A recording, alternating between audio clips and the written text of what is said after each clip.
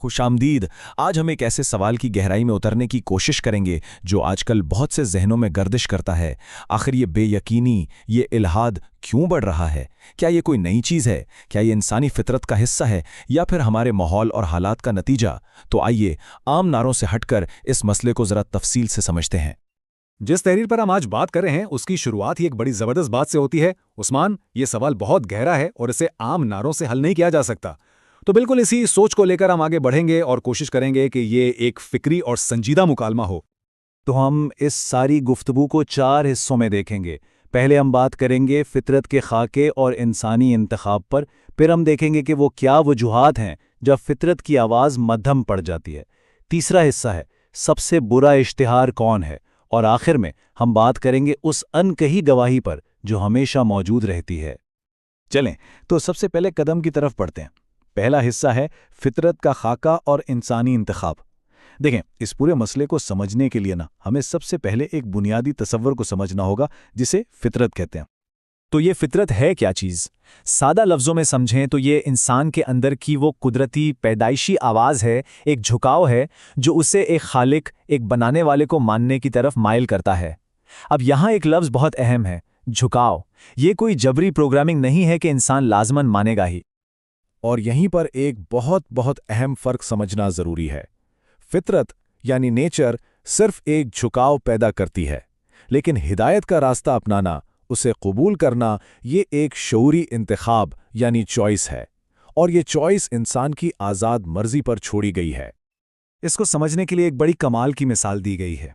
ज़रा सोचिए, भूख लगना एक फितरी अमल है ना?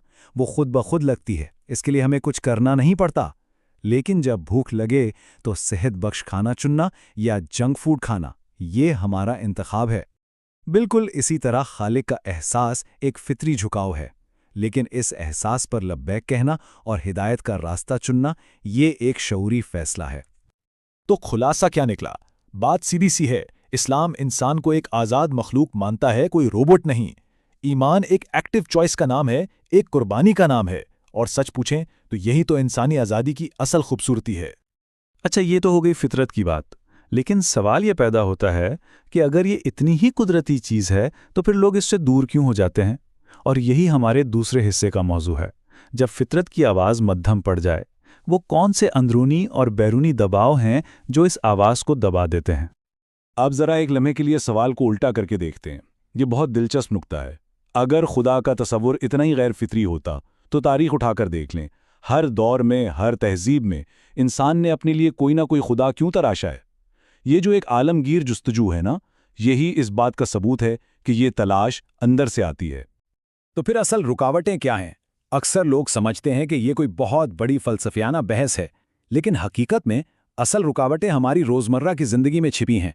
ज़िंदगी का प्रेशर, हर वक्त की मसरूफियत, हमारी अपनी ख्वाहिशात और सबसे बढ़कर हमारी अना। यूं समझें कि जैसे बहुत ज़्यादा शोर हो तो एक धीमी और खूबसूरत आवाज़ दब जाती है, सुनाई नहीं देती। बिल्कुल इसी तरह जब ज़िंदगी में गुनाहों का, दुनिया की चकाचौंध का शोर बहुत बढ़ जाता है तो अंदर की वो फितरत की आवाज़ मध्यम पड़ जाती है। इसी कैफियत को, इसी हालत को कुरान एक बहुत गहरे इस्तिआरे से बयान करता है कि उनके दिलों पर जंग लग गया है। और यहाँ एक बात समझना बहुत ज़रूरी है। कुरान कहता है दिल पर जंग लगता है, ये नहीं कहता कि दिल मर जाता है। इन दोनों में ज़मीन आसमान का फ़र्क है। जंग को साफ किया जा सकता है, यानी वो बुनियादी फितरत कहीं नहीं जाती, बस उस पर गर्दो मैल जम जाता है।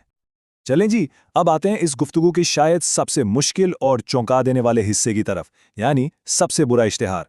और ये उस बारे में है कि कैसे बाज़ औक़ात खुद दीन पर चलने का दावा करने वाले लोग ही ईमान की राह में सबसे बड़ी रुकावट बन जाते हैं। ये तज़ाद ज़हर की तरह काम करता है। एक तरफ तो मजहबी हुलिया है, नमाजें हैं, दाढ़ी है, हज हैं, और दूसरी तरफ उसी शख्स के अमल को देखें तो वहाँ झूठ है, जुल्म है, करप्शन है। जब ज़ाहिर और बातिन का ये फ़र्क सामने आता है ना, तो ये दीन का बदतरीन इश्तिहार बन जाता है। अब जब कोई नौजवान ये सब देखता है तो उसके जहन में क्या सवाल उठेगा? वो यही सोचेगा ना, अगर यही दीनदारी है तो इससे तो बेहतर है कि मैं दीन से दूर ही रहूं। और ये एक बहुत ही खतरनाक और मायूस कुन सोच है।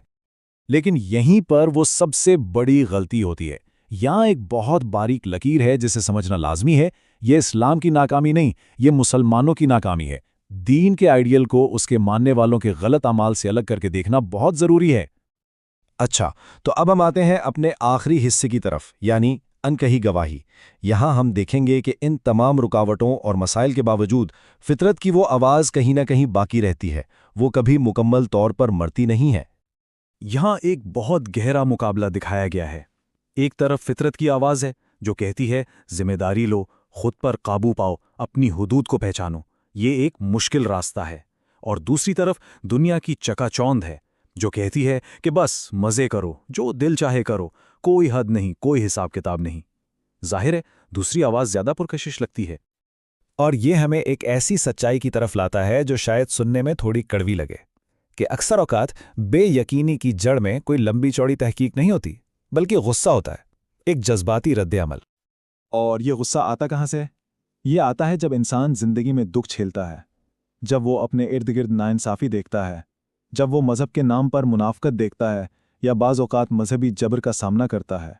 یہ گہرے جذباتی زخم ہوتے ہیں جو بعد میں ایک فلسفے کا روپ دھار لیتے ہیں۔